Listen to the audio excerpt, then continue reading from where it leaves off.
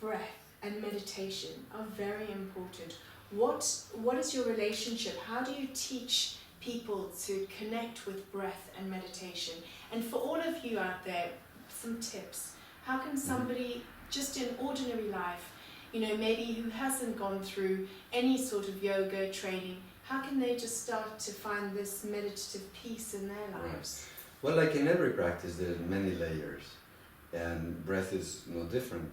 There's one layer which is just a physiological layer, whereas just the very act of breathing more deeply, more consciously, already has a whole set of benefits in terms of relaxation and so on, stress reduction and so on. At a slightly deeper level, you can actually induce quite a clear level of awareness and a calm level of mind, because there's such an intimate connection between breath and mind. From the viewpoint of Tantric yoga and Hatha yoga, and you know, yoga has been sort of investigating very deeply the intimate connection between breath and mind and so on, you know, how we are sort of wired inside.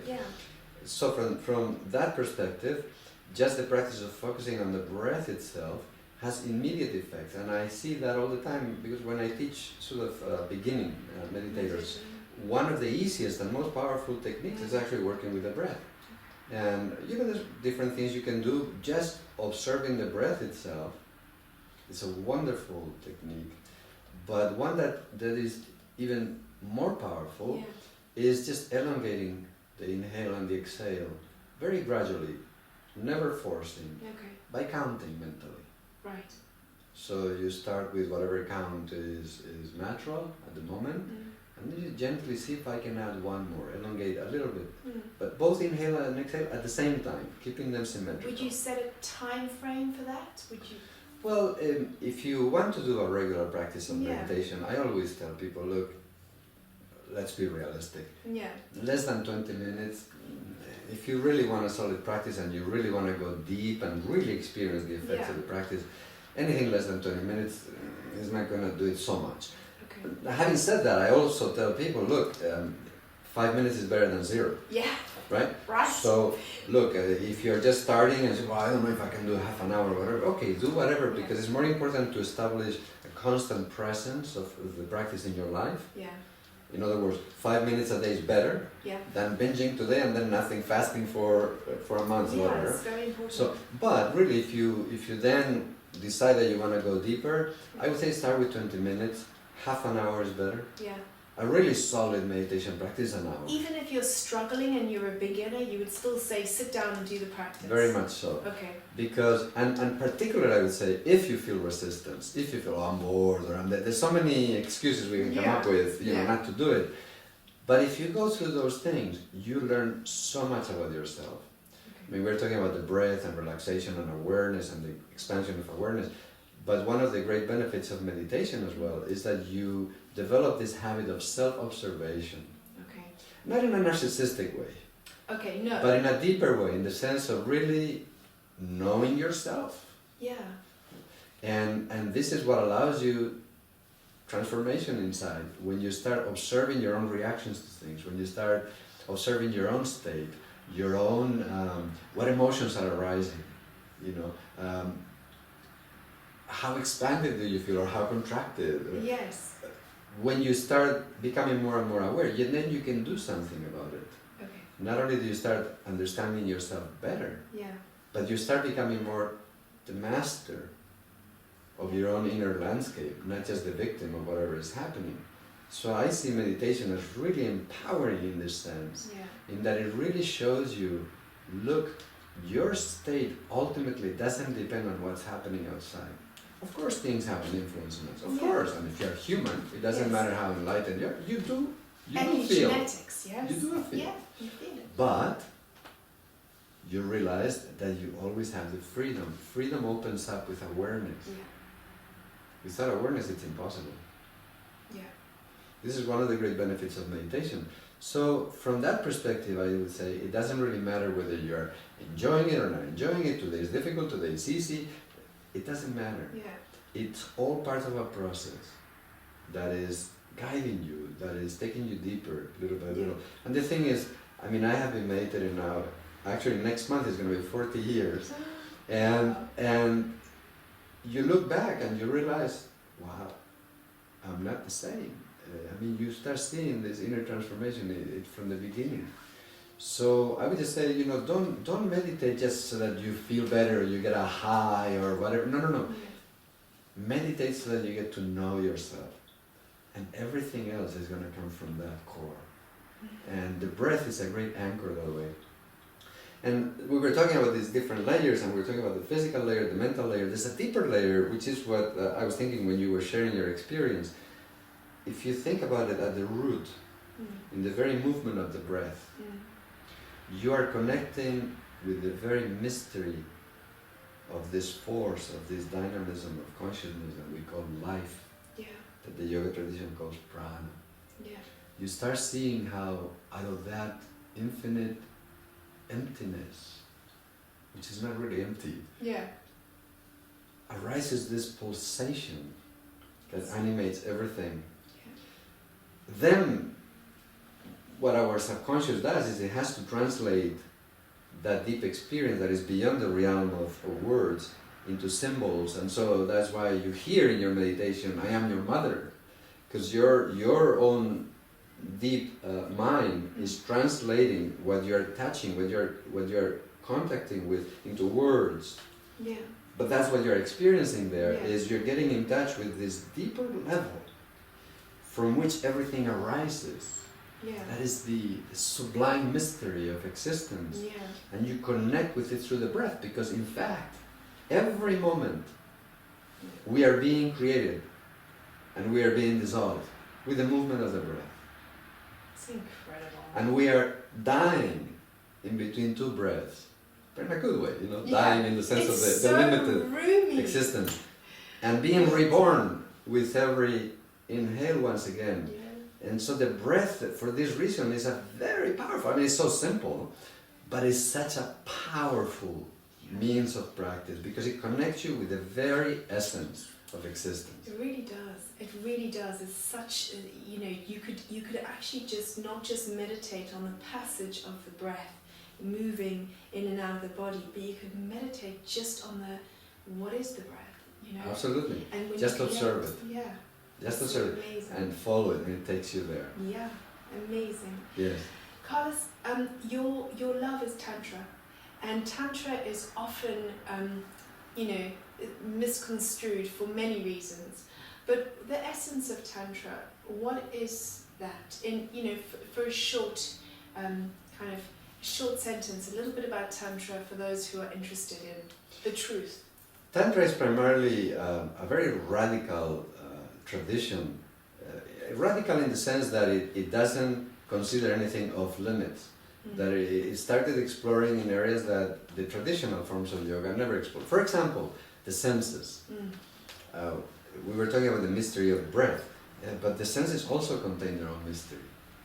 And Tantra relates to the senses not as potential enemies or potential dangers, the way the earlier yoga tradition had done. I mean, you look, the oldest definition of yoga that has survived defines yoga as the control of the mind and the senses. So early on there was this notion that, oh my God, the senses are pulling me out, away from my center, and I want to go to my center, so the senses are my enemies, let me control them. Tantra comes along and says, well, wait a minute, the senses are just doing what is their nature to do, which is generate experience within yourself. That's not a problem in yourself, in itself. So the real issue is, where are you? Where is your awareness in relationship to the senses? And so then it starts developing all these forms of practice that utilize the senses and sensory experiences as means of accessing the source where those senses are operating from. So this is what makes Tantra really radical. And I think it's unfortunate that so many people associate Tantra with sex. Not because there's anything wrong with sex, obviously, but because it's a misrepresentation. It is, Tantra does talk about sex, absolutely, and it mentions it, and you see it in text, but not particularly. It doesn't emphasize sex over any other sort of path or activity, not at all. And in fact, there's many branches of Tantra, of course, but the areas of Tantra that deal or that would have sort of rituals of sexual nature are a very, very small part of Tantra. And by the way, it has nothing to do, that type of ritual or practice has nothing to do with the sort of thing that you hear about nowadays. No. Whenever I feel in the New Age context. Thinking of Tantra, for me, I feel the word freedom. It's like a dance with life, and it's free. Yeah, oh, yeah, absolutely. And it's an experience rather than a doctrine. And you know, the importance of awakening and self-discovery is this movement into freedom, and to understand that we are not computers for downloading information, we are humans for experiencing life. Right. And there's a big difference. Huge difference. The reason why I love Tantra, and of course I also love traditional forms of yoga, because they have their value. Yeah. But I do believe very strongly that for our own life, the system that can give us the most is Tantra. Why? Because the Tantrikas, as I was saying, they took a completely different tack from the previous yogis. We have to understand, yoga came from an origin of renunciation, asceticism. Yes. It's not this lifestyle that most of us lead. No. So when you have a teaching like still your mind, calm your mind, well, okay, great, but it's much more challenging to do it in a time when we are constantly bombarded with stimuli all the time on a daily basis, and distractions and so on and so forth. So when you have a system like Tantra that says, actually, let's work with your present situation, let's work with your body, let's work with your breath, let's work with your senses, let's work with your mind, let's work with every single activity. There are ways of connecting with the highest consciousness in yourself. In every moment, this is not an exaggeration, it's literal. When you look at overall the tantric traditions, they give you tools. I mean, there's a proliferation of new techniques. Tantra really was a revolution in the area of yoga. Because you have within the space of, say, 300 years, in the development, the early development of Tantra, you have more forms of yoga being created than in maybe 1800 years or so of yoga before Tantra. Wow. And so it's very radical in a sense. And then you have literally just incredible creativity and versatility of practices. I mean, you have hundreds and hundreds and hundreds of new practices. So that basically there's a practice you can do when you are talking, there's a practice you can do when you are eating, there's a practice you can do when you're walking. This is what I love about Tantra, that it gives you the tools to really transform your awareness in every moment of your life. And then there's no separation between spiritual life and regular life. There's an integration. That is so important. It's, we don't go to yoga to create a beautiful trikonasana. What are we doing? We don't want to just make a beautiful shape. That's, okay, maybe it's a pretty picture, but it's not the essence of the practice. It's beyond that. What do we want to do yoga for? And I think that, if bringing that energy into every aspect of our life is what we want to do with yoga. Yes? Right. Yes, I mean, of course, it has its own value to do a beautiful trikonasana and so on. But the beautiful thing about it, and again, I'm more optimistic, because sometimes people say, oh, yoga is becoming so commercialized and this and that, and they start sort of getting a little bit disappointed about it. But what I see is the beauty of yoga is that whatever level you're practicing at, it will always take you deeper. And so because it is so powerful and because it changes you in such a radical way, it's not just that you feel more fit and more flexible and so on and so forth. No, it affects your state in a positive way. Because of that, what I see again everywhere, it's a very common sort of narrative that people do. They start doing Hatha Yoga maybe because they discovered it in their gym. And then they start discovering, oh, there's this whole universe behind it. And then they start discovering this deeper dimension that you are referring to. So I'm an optimist in that way too. I don't think that the yoga tradition is being sort of polluted or corrupted by commercialism or something. No, because I do think, even if that is true, and I don't always agree with that type of criticism, because I don't think it's always fair. Although sometimes it is. It will do the work. Exactly. I think that over time, if you take a longer picture, over time, it is a force for good. And over time, it does bring a transformation in people's state, in people's awareness, and in people's search as well. It's as though the universe knows what people need, and it brings you there. And in time, the yoga will do the work. You will kind of find whatever you need to find from that.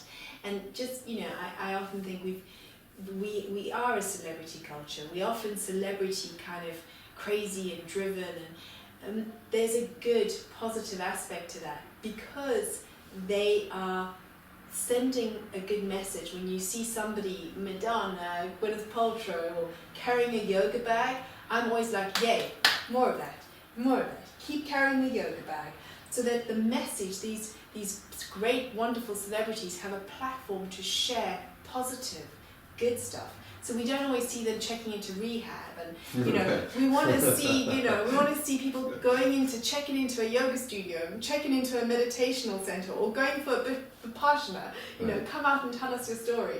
So that this aspect of celebrity culture is like spreading wildfire of goodness, and that's how it can be made positive. Exactly. Everything can be used, you know, for good or not so good. Yeah, exactly. Oh, Carlos, I could stay here forever and keep asking a billion questions. So I did have a question. What is, and this is from Marlisa, what is Shaktipat? The original Sanskrit term is a tantric term, is Shaktipada. It means literally the descent of power. And it is the way that Tantra describes the process of spiritual awakening. We were just talking about evolution, and the tantric view of life is very much that we are all, as individual souls, we are these points of awareness who are on a journey of self-discovery. And so therefore, that it is built into the very nature of existence that we are meant to grow. And you cannot stop that. This is the tantric view. Just like you cannot stop the biological process of growing and aging. You cannot stop it because it's nature. In the same way, from a spiritual perspective, the tantric view is we are in a constant process of expansion. What is it that sets in motion that process of awakening? This is what is called Shaktipada. And so the initial experience of this Shaktipada is what triggers the beginning of the journey, but then it is not something that happens only once. It is something that is always available to us. And part of the process of meditation, of yoga, is learning how to sort of tune into what Tantra calls the anugraha, the grace, which is understood there as the capacity to expand our awareness. And that's really what Tantra is all about. It's about expanding our awareness. So it is that ongoing sort of nurturing process where you feel as if there's sort of an infusion of light, there's an infusion of joy, of love. And this is coming from the source. So this transmission from the source of higher awareness is in a nutshell what Tantra understands as Shaktipada. Okay, and that is something that is given? Yes, but I would say it is given, but primarily it is received. Okay. Because the main role is really that of the seeker or that of the student, not that of the teacher. Okay. I always like to point this out, that look, sometimes people tell me, so you've had the experience of having two gurus, you know, how can I find a guru? And I always tell people, you know, don't worry about that, because I do believe what they say in India, that when the student is ready, the teacher appears. That was the case for me. I was not looking for a guru. Yes. But what is important is not so much whether you're finding a guru or not. What is important is that you be a student. Yes. Because if you're a student and you happen to find a guru, then you will of course learn. But even if you don't find a guru in the moment, you will always be learning. Yeah. From life, from events, from something that people tell you, from a meeting. Yeah. Right. So for me, the most important part here is to be open, to be receptive. Tantra describes many different ways of receiving this Shaktipada, this infusion of grace. And of course, there's one that is very obvious, is when if you're fortunate to meet somebody who's enlightened, who's achieved that full self-awareness 24/7. Yeah. Of course, somebody like that can act as an ideal bridge, because they have a human body, they are human, they are people, Yes. They understand exactly where you're at because they've been there, Yes. just like in every other endeavor in life. Exactly. But at the same time, they're anchored there as well. So they can serve as sort of, instruments, a bridge for the transmission of Shakti. And that's what happens in initiation, if you receive initiation from somebody who is in that state of consciousness. So that is a very obvious means. But it doesn't have to be that way. Sometimes it happens through spiritual experiences that people have. Yeah. And again, you know, the more I travel, the more I get to hear people who've had experiences they have forgotten about. But, you know, like my wife, she had this awakening. She heard God's voice when she was a child, and she didn't understand in those days. Wow. You know, but so this is because that consciousness is everywhere. It's expanded, yeah. So the important thing is for us to be ready to be open. And what is a way that then we that can... transmission, just to complete that thought, that transmission then can happen Yeah. sort of spontaneously, if you will. Okay. And just for everybody, what are a few ways that you might advise people to try to be more open, try to live life in a more open kind of attitude with a more sort of expanded awareness, I suppose? How can we be more open as people? I think there's a number of things. One of them is in terms, first of all, ideology. We cannot live without an understanding of life. And so when we say no to a certain idea, then we are making it very difficult to grow past that. And so I think this is something just to be aware of, that I think one of the healthy things about getting in touch with a tradition that is different from ours, say like the yoga tradition, is if you find a challenge to your cherished beliefs and so on, don't say no to them right away. As we were saying earlier, it's not a matter of changing your beliefs or adopting a new belief system. No. But it's a matter of expanding your framework. You have to make room. And it begins with the intellect many times, you know. Make room inside yourself. So at that level, this is one way, is, you know, examine with an open mind what other traditions are saying. Look at the wisdom traditions all over the world. Because what is remarkable to me is when you study mysticism from all over the world, you realize that all these great mystics, these great sages, the great enlightened masters, they are not saying, I wonder if there's God or not. Whatever terminology they use, whether they talk about God, whether they talk about the supreme emptiness, whether they talk about Brahman, or whatever terminology, they're saying, I found something. And I found something that is the ultimate answer to human existence. This is a universal message. So I would just say, look, examine those traditions with an open mind. But then, the intellectual part is not enough. It opens the way. It sort of prepares the soil. But then the real transformation happens through practice. So what I would say is, look, choose a practice. Choose a practice that helps you to be centered. Everything arises from that. You want to just do 5 minutes of meditation on breath? Start there. Asanas, Hatha Yoga, fantastic practice. Because again, not only does it have all these tremendous benefits physically, but also starts connecting you with your inner being. Yeah. And so just choose a practice that you find meaningful, that will be your anchor, that will be your pillar of strength. And everything then will arise from that. You know, just like in every area of life, as you start practicing something, you start gaining insight into it. And so then everything comes from inside. And at a certain point, I do believe when we need guidance, the guidance is going to come to us. Could be through a teacher, it could be, you know, through an enlightened master, it could be through a book, it could be through any number of means. It will happen, but the important thing is that we start in the journey. Yeah, I really do. And I, you know, as I said to my other half the other day, I'm not completely perfect, but I really want to be. Just have the desire to want to be kinder, want to be more compassionate, want to. You may not find that you are that in all situations, but you know, just the essence of wanting to be a better person is an inspiration. You're going to journey on that road knowing that you're trying, you know, you're trying. You know, the interesting thing about this is that when, even if you just have a glimpse of your inner being, I mean, so often I feel, Because I wish every single person in the universe could experience, even for a minute, their own essence, their own inner light, their own beauty, their own love. My guru used to say, there's enough love in a human heart to fill up the 3 worlds. That's all you need, you know. The moment you connect with that fundamental principle, that is this beauty, this perfection, this really overpowering love, the more you just cannot help manifesting more and more of that in your life. And as you say, we are a work in progress, we are not perfect. But you know what? Inside we are perfect. Yes. And so by connecting with that, a little bit of that starts reflecting itself in your actions, in your day-to-day, little by little by little.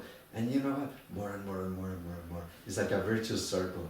Yes. And so the deeper you go into the path also, in some ways the easier it gets. And by easier, I don't mean that you don't have challenges. You always, that's life, you always have challenges. But that you start getting it. And you start finding that connection becomes your focal point throughout your life, whatever you're doing it. You start finding you keep on going back to it more and more and more and more and more and more. So that's why, it's, you know, just take the first step, start walking, and everything will happen naturally from that. I love that. That's a really good place to end. So take the first step, start walking, and the rest will happen.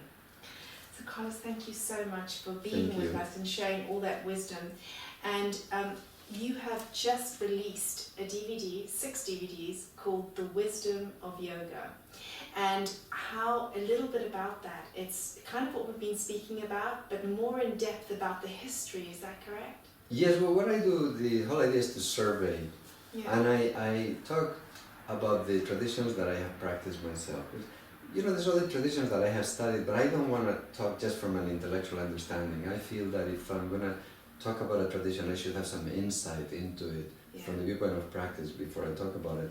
So what I do there is I look at the evolution of the yoga tradition, but in a way that it serves not only as a way of expanding our horizons and giving us more understanding of yoga and so on, but also in terms of the practices, understanding what each tradition can offer us. So each one of the DVDs centers on 1 or 2 of these traditions or history, and include some of the practices, the meditative practices, that then you can find out which ones work better for you and which ones you want to integrate into your life. That sounds amazing. That sounds amazing, and I'm really excited. I've actually heard so many people mentioning it, and then for me it was like the wisdom of yoga. And I'll tell you something. When I started this series that I'm doing, talking about the history of yoga, talking about the philosophy, the energy, and speaking to all the different yoga teachers, because that's my mission. Different schools, different teachers, no religion, no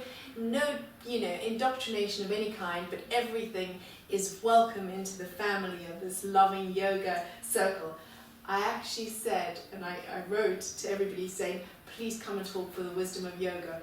And then when I heard about Carlos's CDs, and I was like, oh, amazing, that's amazing, perfect, because we need more of that. You know, we're out in this world, and Hatha yoga has become, it's all about physical, and what we need to remember that we're practicing this physical practice to unite the body, the mind, and to unlock the spirit energy that exists in all of us. And the more we come home to ourselves, the more it's just going to shine. And having the philosophy and having this information is very important. So thank you so much for creating those for us. That's an amazing gift for all of us. So if you are interested in learning more and the wisdom of yoga and all of Carlos's work, you can go to, it's Pomeda, so that is POMEDA.com. You can find the Wisdom of Yoga CDs there, and also you can get them at Try Yoga in London. So if you're in London, Try Yoga, you can get them there as well. So namaste, thank you so much. Thank you very much. Thank you very much.